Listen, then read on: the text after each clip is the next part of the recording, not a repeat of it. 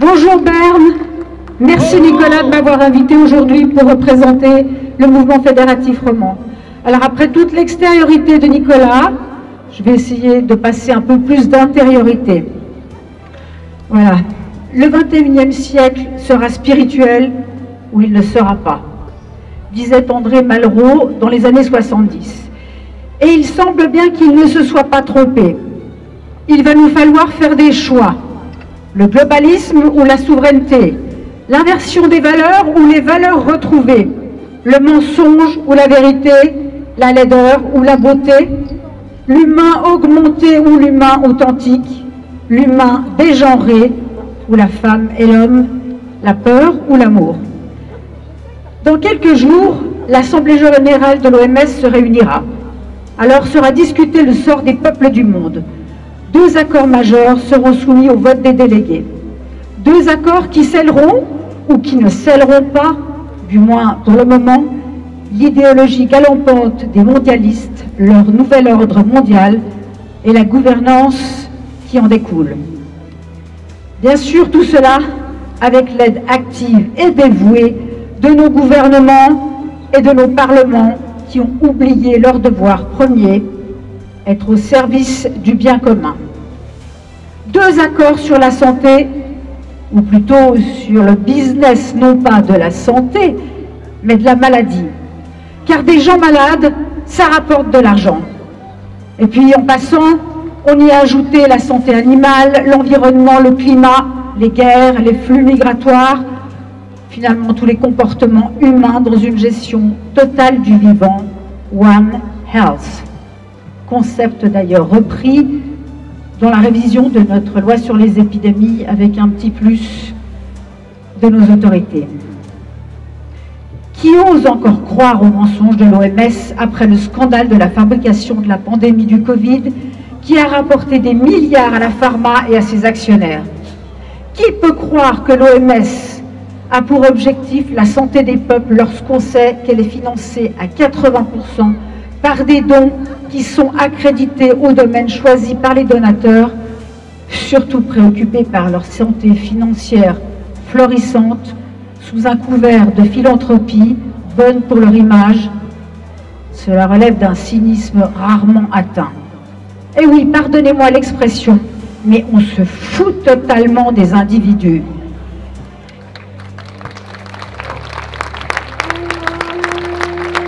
Qui peut croire que l'OMS est libre de sa politique quand on sait qu'elle est largement financée par des privés, donc des personnes non élues, qui font partie de lobbies pharmaceutiques, par exemple, ou de banques ou de fondations? Follow the money. Cet adage marche à tous les coups. Non, l'OMS n'est pas là pour votre santé ou la mienne, elle est là pour faire profiter de milliards d'euros une poignée d'individus sans foi ni loi, sauf celle du profit à tout prix. Et tout cela avec le consentement et même l'aide de nos gouvernements qui au mieux sont stupides, au pire sont partie prenante, avec une préférence pour cette option dont la corruption est présente dans toutes les strates de nos démocraties émiettées par ces gens-là. Nous voilà pris en otage dans ce coup d'État planétaire doublé d'un hold-up sur nos richesses. Et nous nous retrouvons là, démunis, dégoûtés, écœurés, désespérés. Oui, toutes ces institutions sont les responsables de cette débâcle. Oui, rien ne va plus. Oui, notre paysage quotidien voit chaque jour ses couleurs s'affadir, et ça au propre me figurer. Chaque jour, nous sommes soumis à une immersion dans les abîmes du mensonge ou de la post-vérité, dans les abus sous toutes leurs formes, dans la laideur, la vulgarité ou l'abandon complet de toute forme de discernement. Et ma mère de 90 ans de vous dire, on marche sur la tête. On a beau chercher partout, ce n'est que désolation du sol au plafond, ou plutôt de la terre au ciel. Mais à qui la faute? Qui sont les responsables? À qui devons-nous nous en prendre? Vers quelles instances porter nos doléances? Pauvre peuple perdu dans les affres, pauvre peuple souffrant 1000 morts, et pauvre peuple qui a cessé de réfléchir pour se laisser conduire à l'esclavage par des élites qui le connaissent mieux que lui-même.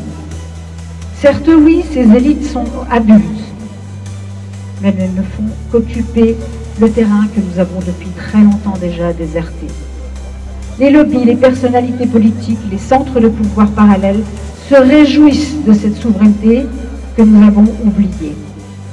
Elles ne font qu'utiliser le système, certes corrompu, parce que, par paresse sans doute, nous avons préféré fermer les yeux pour continuer de ronronner. Combien de temps allons-nous encore ronronner? Combien de temps allons-nous encore nous laisser abuser? Combien de temps avant que nous sortions de notre peur? Comment sommes-nous passés en quelques décennies d'individus en quête d'autodétermination à de pauvres airs abrutis par le prétendu progrès et dont la réalité réside dans un plongeon au cœur de nos écrans? Notre réalité se résume à prendre pour vérité ce qui sort d'un minuscule écran, cette toute petite fenêtre entièrement contrôlée par ceux que nous avons laissé prendre les commandes. Nous ne savons plus dire non, parce que le prononcer, c'est devoir en assumer la responsabilité. Alors, bien sûr, nous avons mille excuses, et la meilleure, c'est certainement la peur et notre besoin de sécurité. La peur et le besoin de sécurité ne sont que trop souvent des mirages dans le désert. La sécurité. Combien de sacrifices sur son autel, comme par exemple nos libertés fondamentales.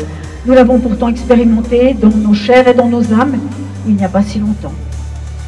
Il y a malheureusement fort à parier que nous le referions, quitte à perdre notre liberté pour une bouchée de pain et des jeux.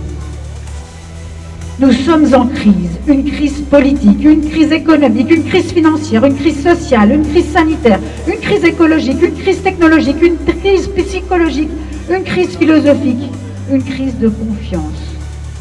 Nous sommes en crise spirituelle. Nous subissons une poussée de fièvre caractérisée par la densification de notre être, par un abus de matérialité. Si nous sommes des êtres de matière, il n'en demeure pas moins que nous avons fondamentalement besoin de transcendance. Nous nous tenons debout, maintenus entre le ciel et la terre, et l'un est indispensable à l'autre. Au moment de faire un choix, nous sommes animés par deux élans, l'amour ou la peur. Plus notre cœur s'ouvre, et plus la peur nous abandonne, et plus nos choix sont assumés, lumineux, inspirants. Plus la peur règne, plus notre cœur se referme, plus nos choix sont de simples réactions émotionnelles immédiates. Ce que nous pouvons observer à l'extérieur n'est rien d'autre que notre reflet intérieur. Le combat que nous livrons ensemble aujourd'hui et depuis 2020 pour sauvegarder nos libertés et nos souverainetés est surtout et avant tout le combat de chacun avec sa propre intériorité. La souveraineté d'une nation, ce n'est que la somme de toutes les souverainetés de ses citoyens. Et il est capital d'avoir intégré cette notion. Alors, est-il besoin de poser des actes lorsque l'on a saisi que tout se passe dans un affrontement quotidien de nos zones d'ombre et de lumière en notre huis clos personnel? Mais les actes sont importants. Ils montrent notre détermination et asseyent notre foi. Ne courons pas après l'efficacité de ceux-ci, gardons juste assez d'humilité pour penser que nous semons des graines et qu'un jour, peut-être, nous les verrons pousser. On ne change pas un système en place en s'y opposant, disait Einstein, mais en créant un nouveau système qui rende le précédent obsolète. C'est donc jour après jour que nous pouvons restaurer un système vertueux dans lequel chacun sera souverain, libre, conscient et solidaire. Un système qui intègre la conscience du tout et de chaque partie du tout. Sur un plan plus élevé, c'est un affrontement entre le diabolique et le divin qui se joue. L'un ne pouvant exister sans l'autre, tout comme l'ombre n'existe pas sans la lumière. On réside en chacun de nous l'identique reproduction, un combat entre notre propre obscurité et notre propre lumière, et notre salut se trouve en son juste équilibre. Reprenons notre souveraineté personnelle, spirituelle, puis celle de nos nations. Ensemble, veillons, souverains chez nous, souverains en nos cœurs et en nos âmes. Le 21e siècle sera spirituel ou ne sera pas. Je vous remercie. J'ai encore deux toutes petites choses à vous dire. La première, c'est que le 9 juin, je sais que Jean-Luc l'a déjà dit, que Chloé l'a déjà dit, mais je vais le répéter, c'est très important que vous alliez voter pour cette initiative pour l'intégrité physique et la liberté vaccinale. Extrêmement important, donc le 9 juin, on vote un grand oui. Ça, c'était pour la première chose. Et la seconde, c'est la semaine prochaine, samedi prochain, à Genève.